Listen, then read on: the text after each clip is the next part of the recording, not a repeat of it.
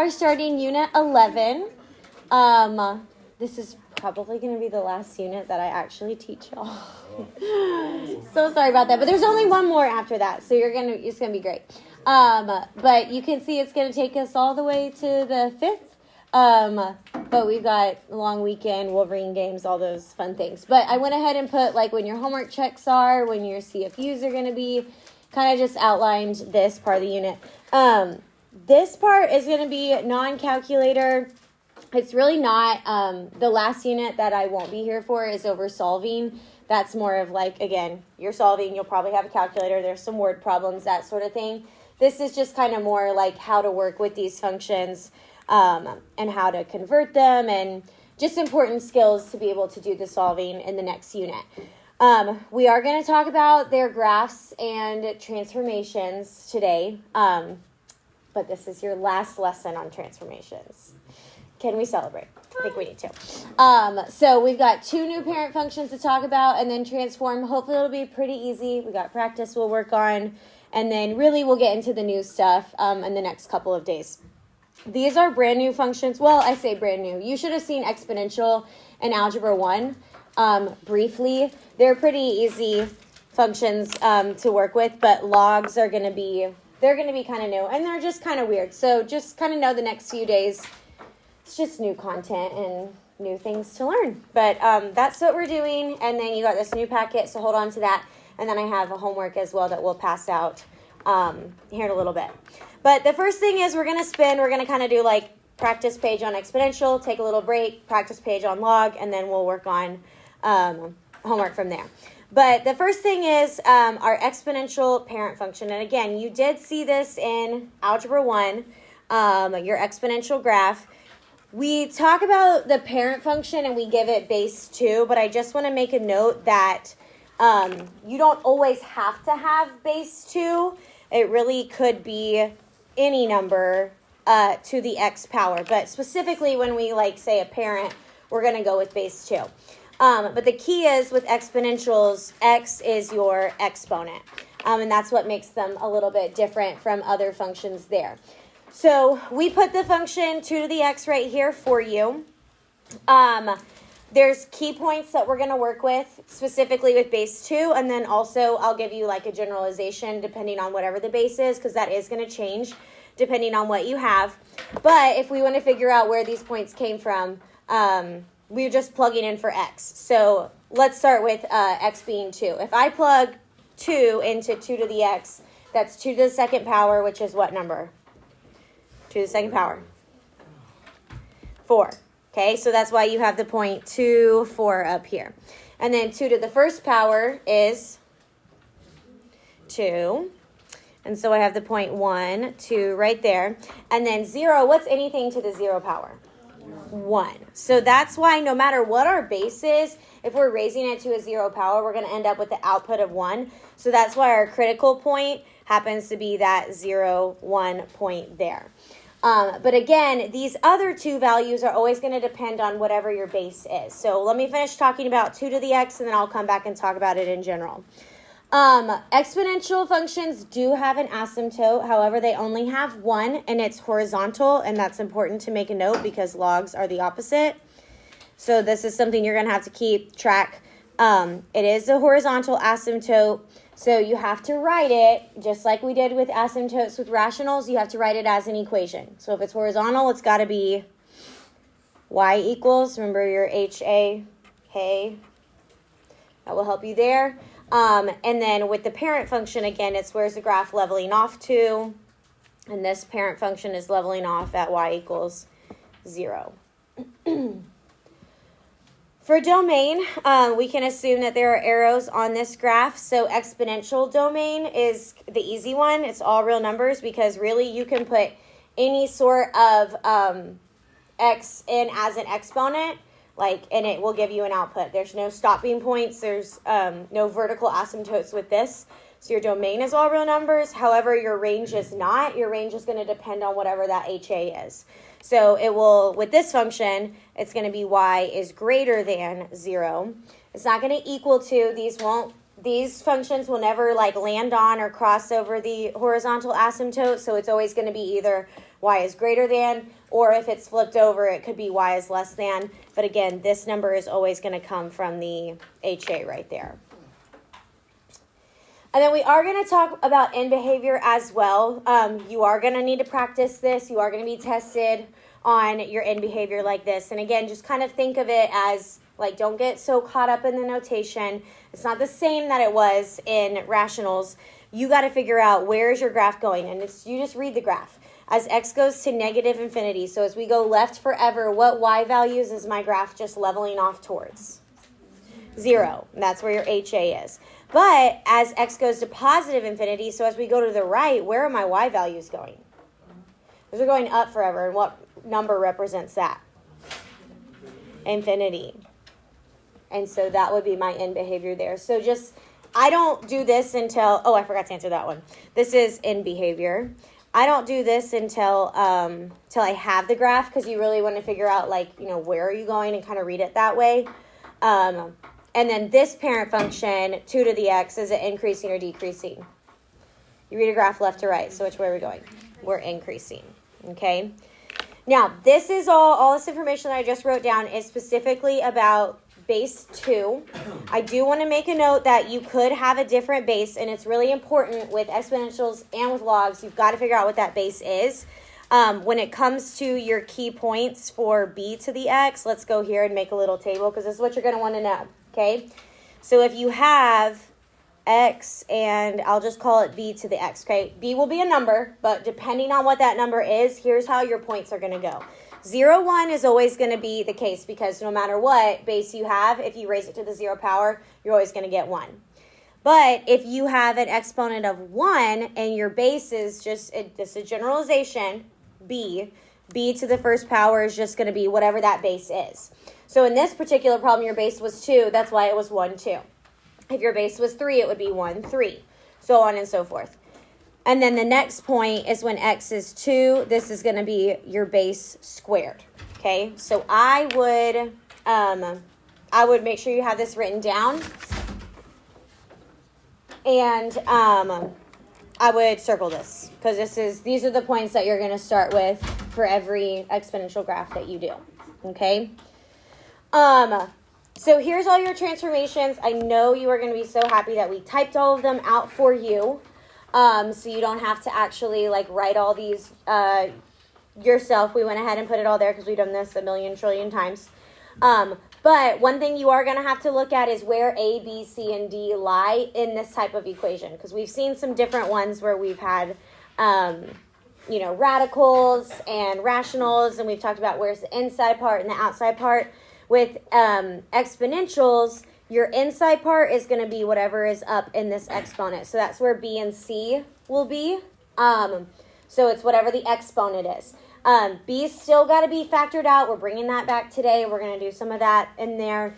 Otherwise, A, B, C, and D all do the same thing. I just want to make note that whatever this base is, that is not a transformation. Every year, someone that is going to be a number, but it's not any sort of stretch, compression, reflection. It's not anything like that. So I'm just going to make a note here. Not a transformation. But you need that number to figure out your key points from what I wrote up here. Okay? So it matters what that number is, but just be careful, because sometimes people would see 2 to the x and say oh, there's a vertical stretch. Not quite. Okay? There would be a number in the front. Typically, your base will be in the in parentheses. So, again, inside, and I'm using my air quotes because inside is up in the exponent, outside is still in the front and the back. That's normal. One thing that's, I think, worth noting here is you can see your horizontal asymptote here. It's whatever your D value is. So whatever this is going to be your HA.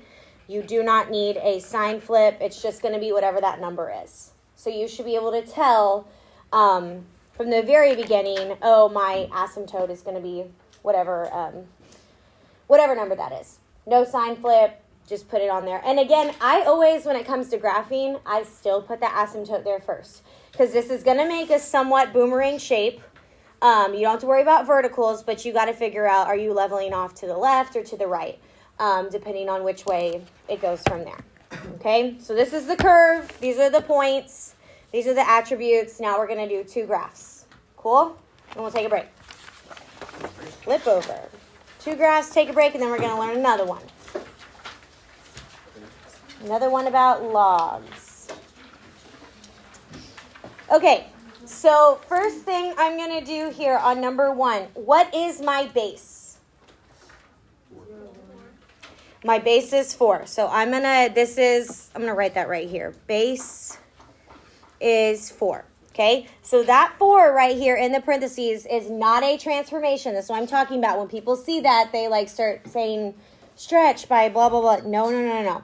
That's base 4. So this is going to help me figure out what my points were. Again, I would write this at the top of the page so you don't have to flip back. What are your points if it's in a general base? 0, 1, 2 for your x's, and then what are your y's? 1, b, and b squared. Okay?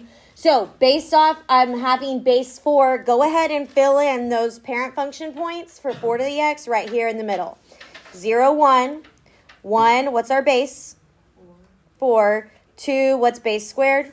16. Okay? Also, it's highly likely that in these graphs, because they increase or decrease so fast, a lot of times that third point doesn't always fit on the grid. And same with logs. So that's okay. You just do the best that you can. Okay? That's the very first thing that I would do before I do anything else. All right? Now I'm going to look at the rest of this stuff. So I have an a value of -3. I don't have a b value that needs to be factored out. Again, I'm looking up in that exponent. I have a c value of +4 and a d value of +3. So I would be checking, do I need to factor something out like we're going to do on number 2? That's kind of what I'm looking for there. And then I can list my transformations. So there's 4 transformations, even though there's only 3 letters in there. What are the 4? Vertical reflection, because there's a negative in the front. What is that reflecting? What axis? Reflect the x-axis. Again, I'm not picky. I just want you to know both. Okay? Then what does that 3 do? That's a vertical stretch by 3. So always think of that. The negative is one thing. The number is one thing. C value +4 moves you to the left. And then D value +3 moves you up 3. Okay? You also can go ahead and tell me what your asymptote is. Okay? This is exponential, so I would make a note. It's got a horizontal asymptote. And it's at what? Y equals 3. Okay? And that comes from your shift up and down. And we'll put that on the grid in just a minute. So what are my rules for my table? What am I going to do to my x's to find my new x values? Remember what to do? The only thing that affects your x's are b's and c's. Okay? We don't have a b, but we have a c, and it's opposite. So since it says x +4 up here, what am I going to do? X -4. A's and d's, those affect your y's. -3y +3. Okay, so those are my new rules. All right, we can do the x's first. 0 - 4 is 1 - 4. 2 - 4. Okay, and with our y's, 1 times -3 is -3, +3 is 0. -3 times 4 is +3, -9. And then -3 times 16 +3 is 45. Yeah, it's not going to fit on the graph. Yes.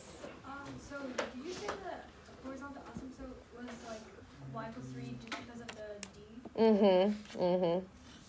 So whatever that, because again, the parent function is at, your HA is at 0, 0. So however your graph's been shifted up or down is going to change what your HA is. Doesn't matter if there's been any sort of like stretches, compressions, reflections. It's the HA is going to be whatever that vertical shift is. Very good. Okay, so let's put this on the grid. Again, I'm going to put the asymptote first. So y = 3, it's horizontal. And again, I'm stressing that because guess what? Logs have a vertical one. So that's what's going to be kind of hard about this is we're mixing between the two functions. So we got to really make sure we understand the first one. And then I'm going to put my points. So -4, 0. -3, -9. And then I'm not able to fit the other one because it's just going to be way too far down there. So sometimes these can be kind of hard to connect, but you just got to kind of read through it, think about how it's going to go. So you're going to be leveling off towards the asymptote one way. So if I think about like how this would make sense, how these points would connect, they're going to connect through here, and then they're going to kind of hover underneath the asymptote like this. So again, use that HA as a boundary.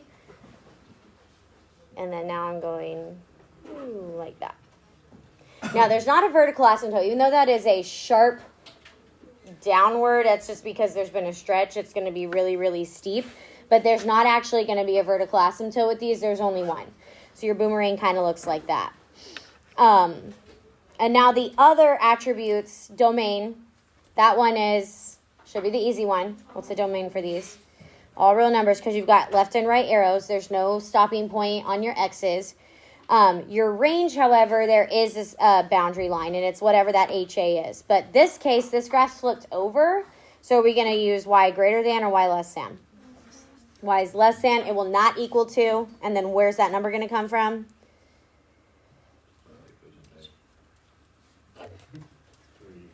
Your horizontal asymptote. That comes from there. Okay, in behavior, read the graph as you're going towards negative infinity. So that says you're going to the left. What y value are you getting close to? 3. Your HA. As x approaches, oh, that's supposed to say positive. I bet that's a copy. I bet that happened. The whole notes packet. Dang it. As x approaches, make sure you change that. As x goes to positive infinity, where are your y's going? They're going to negative infinity. Your y's are. Okay? So pretty much if you're doing end behavior, you're filling out like where are you going. All right, I want you guys to do number 2 on your own. Just to help you get started. What's your base here? Base 2. So go ahead and fill in those points. And again, this is so important because these are going to change depending on what base you have. So 0, 1, 1, 2, 2, 4. Make sure you know that. 1 base, 2 base squared. Now, what's wrong with number 2? You're going to start seeing this again. We haven't really done that. The B value is not factored out. Okay, yes, you are correct. There's an A value understood to be 1, but you don't have to write that in. There's not going to be a vertical stretch or compression or a reflection. But we cannot have 2x plus 4 in the exponent. So how do we need to rewrite this? 2 to the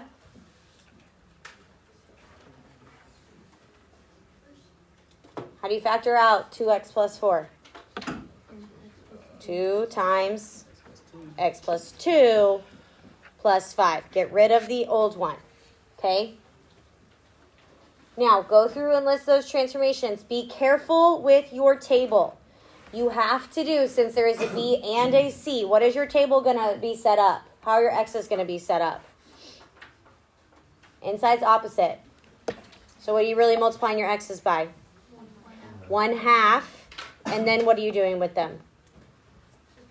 Subtracting 2. If you do not factor that B value out and you keep that plus 4 in there, you're going to get that transformation wrong and it's going to throw off your whole graph. So be really, really careful from there. Okay? All right, try this one and then we'll check it in a minute. All right, so as y'all are finishing, you can check up here. This one, I think it was a little bit easier to connect the dots from the asymptote because there hasn't been a reflection. It's when there's a reflection that kind of makes it a little bit confusing sometimes.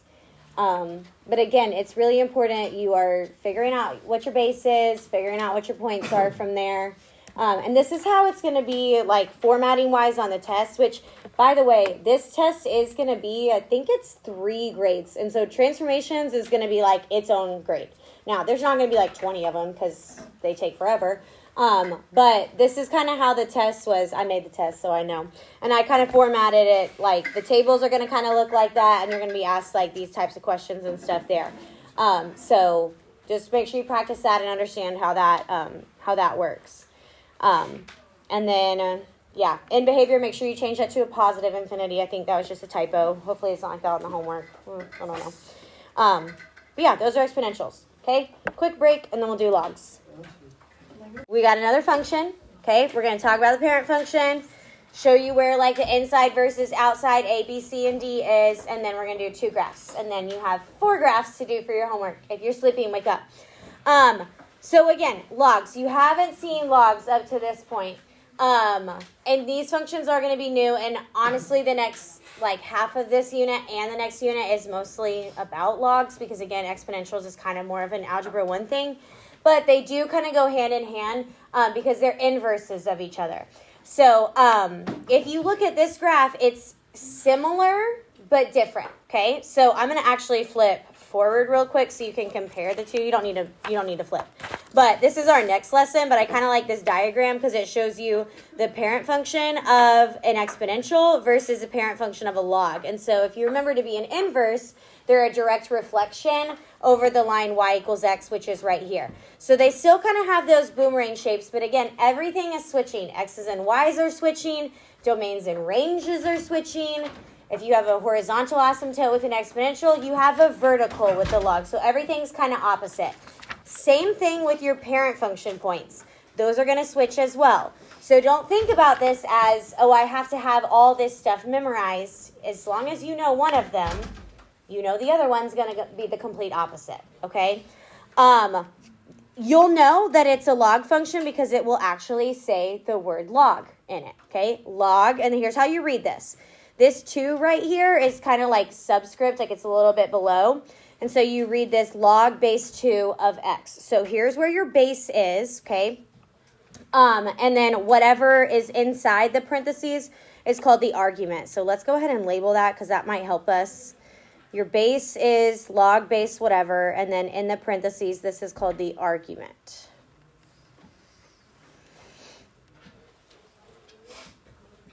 Okay? And so depending on what your base is, again, is going to determine what your points are. They actually did not, I'm going to do a 3rd point on here with us, but let's talk about what the base is for this. Again, we're going to assume our parent function is base 2. So kind of like I did last time, I'm going to write base 2. My base is 2. I'm going to circle that little 2 right there so you know that that's where that came from. Now remember, this is it's an inverse, so it's going to be the opposite of what our exponential points were, okay? So if I had the point 0, 1 on an exponential, on a log, I'm going to have the point 1, 0. If I had a point 1, 2 on an exponential, I'm going to have the point 2, 1. And then my last point was 2, 4 on an exponential, so on a log I have 4, 2. Okay, I will give you a generalization depending on if it is a different base, but it truly does matter what that base is to figure out what your x's are. With an exponential, you got to figure out what your y's. With a log, you got to figure out your x's because, again, they're opposite. So these have a critical point. It is not the y-intercept. It is an x-intercept. That's supposed to say x, and it's the point 1, 0. What kind of stinks about logs is, like, you are not really, like, with an exponential, you can always say, like, oh, something to the first power is this, something to the second power. Like, you can kind of mental math it. Even if you get confused with logs, you really you don't know enough right now, and most of the time you need a calculator for them to be able to figure that out. So this is something that, like, you really got to know what those, like, your generalization for your parent function points are. But so your critical point will be 1, 0. You can see it right there on the graph. These, again, they're opposites. Exponentials have a horizontal asymptote. Logs are going to have a vertical asymptote, which means, remember, hey, vax, you got to write it as x equals. So your vertical asymptote is going to be on the parent, x equals 0. And I'll show you how to see that in the equation, but that's important there.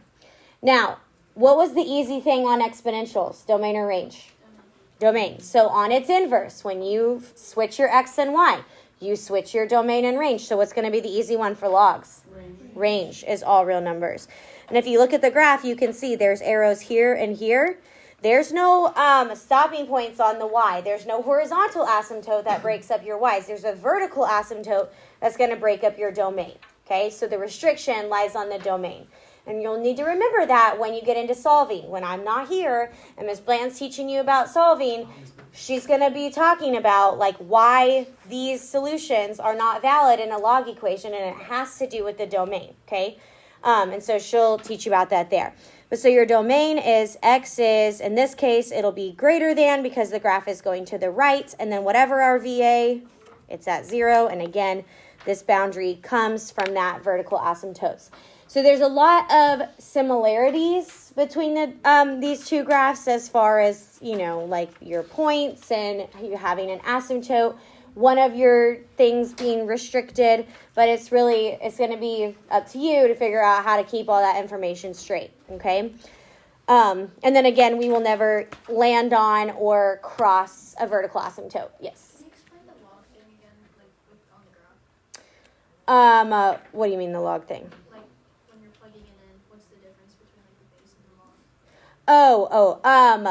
Like the way you read this. So it'll look like, let me write it right here.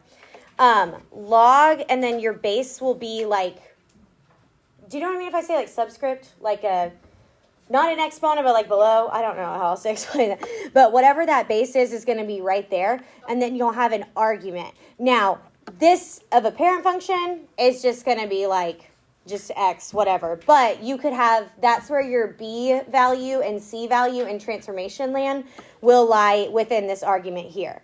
So you got to figure out wherever that base is. And in exponential, your base is like in the parentheses, it's attached to the exponent. In a log, your base is attached to the log.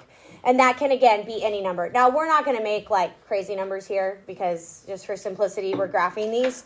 But when you start solving, you are going to see like different bases and things like that. And we'll really talk about it more next class as well.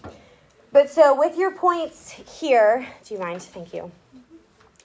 Here's the parent function points with just a general base, log base b of x. The 0, 1, 2 are where your y's go this time. So again, with exponential, 0, 1, 2 are the x's. With log, 0, 1, 2 are the y's. And then the other side, your x's are going to be, the first one should always be 1, okay? The next one will be whatever the base of your log is, and then the third one will be the base squared. So if you look at that, it's the exact opposite of what I wrote on the front page of exponentials, okay? And so, again, it's not two separate things you have to memorize. You just have to know exponential goes one way, log is the reverse, okay? As far as we need to finish this parent function, increasing or decreasing, again, left to right, which way is this graph going? Sorry, what'd y'all say? Increasing or decreasing? Increasing. Okay, as far as in behavior, so as x approaches negative infinity, well, this graph really is not going to be able to approach negative infinity because there's this VA right here. So where is your graph going? As you get closer and closer to that vertical asymptote, where are you going? Negative infinity. And then as x goes to positive infinity, which you can, where are you going here? Positive infinity.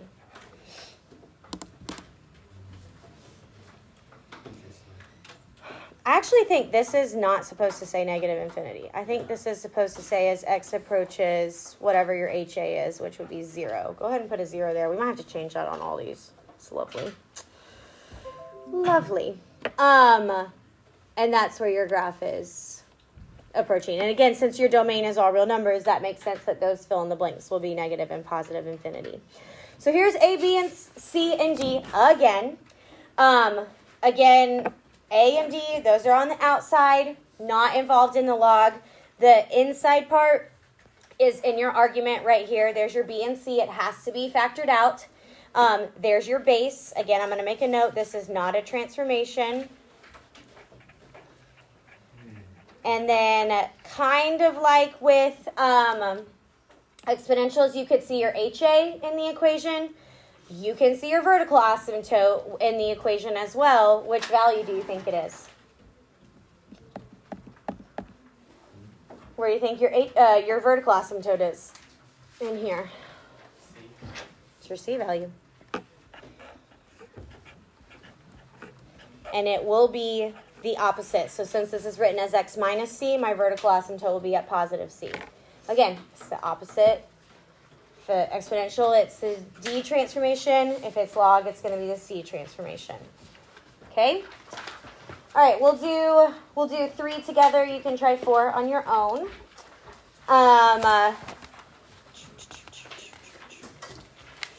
3 is kind of tricky with this b value here, but I don't want you to be alarmed when you have to factor out a b value because it's highly likely that you're going to have to. Okay?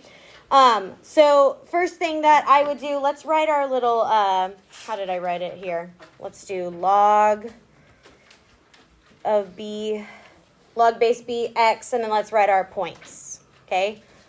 So where's the 0, 1, 2? Is it the x or the y? 0, 1, 2. And that means the x's are 1,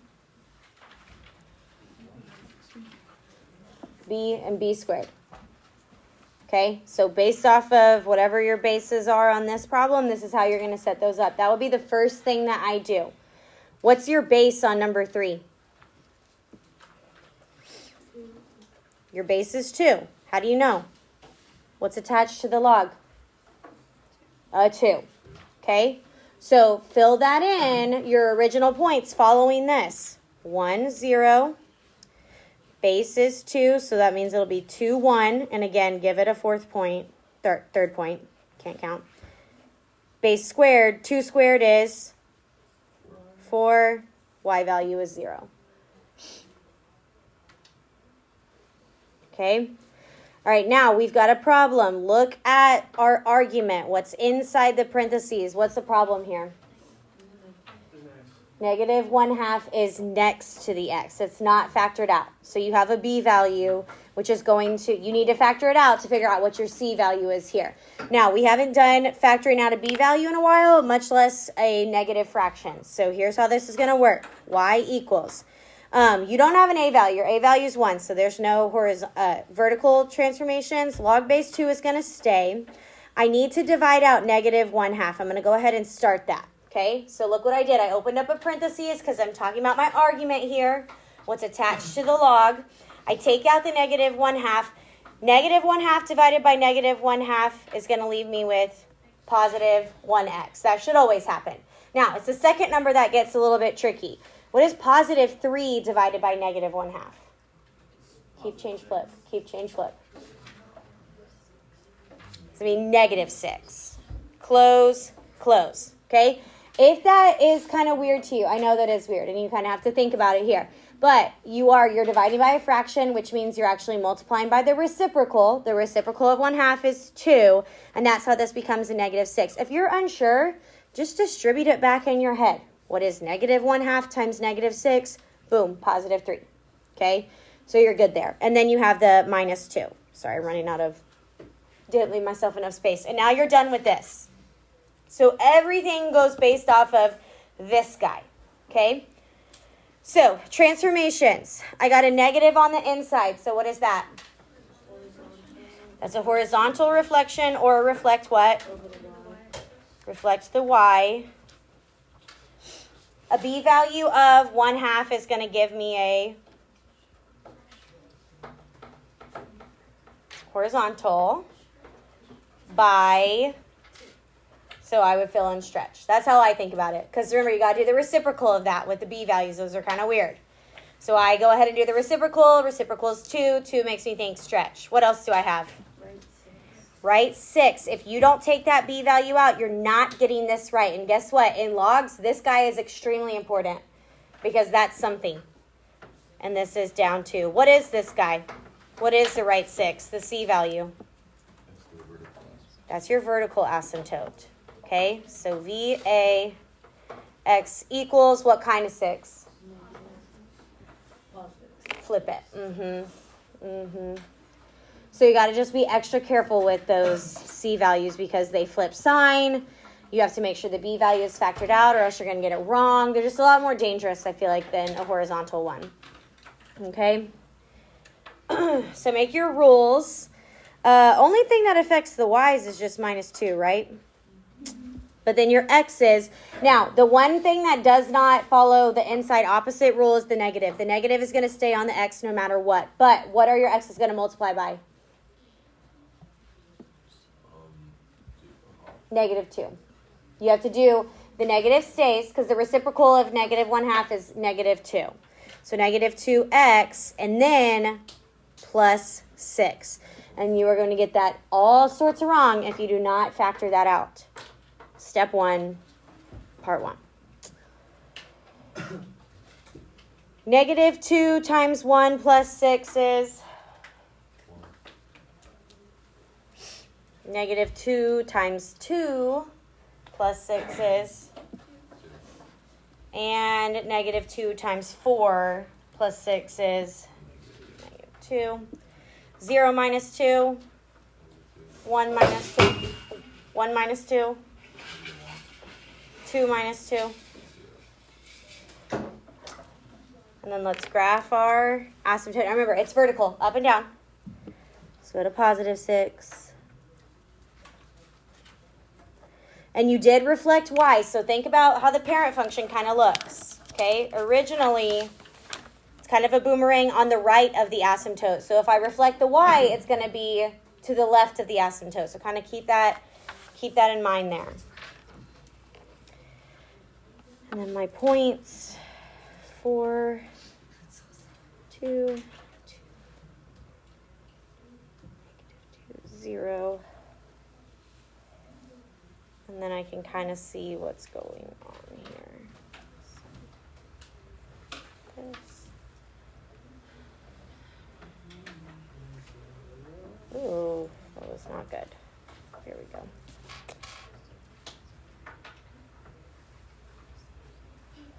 My graphs are not so great today, sorry.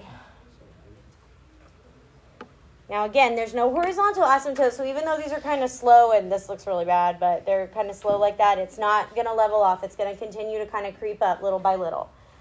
And then let's fill out our domain and range. What's the easy one? Range. This one's going to be all real numbers. Again, you've got that arrow pointing up and down. Now your domain, that's going to have the restriction. Now it goes to the left of the asymptote, so it's going to be x is less than 6.